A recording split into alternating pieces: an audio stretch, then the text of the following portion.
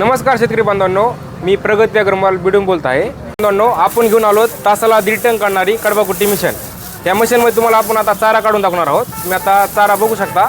हे जे आपण गेअरची सिस्टीम केली आहे ती 1 इंचाची चाराची केली आहे, त्यामुळे तुम्ही अर्धा इंच पण काढू शकता। आता आपण तुम्हाला 1 इंच चारा काढून दाखवणार आहोत।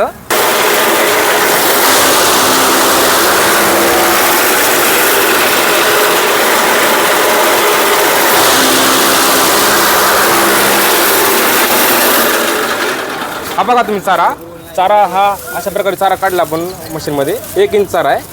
तुम्ही चाऱ्याची क्वालिटी बघू शकता।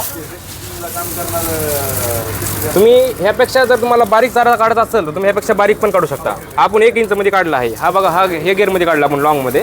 तुम्ही जर शॉर्ट टाकला तर आणखीन अर्धा इंचपर्यंत पण काढू शकता। ही मशीनची जी कॅपॅसिटी आहे ही तासाला 1.5 टन काढणारी मशीन आहे। तिला कन्व्हर बेल्ट वगैरे ऑटोमॅटिक चारा वाढायला तुम्ही बघू शकता।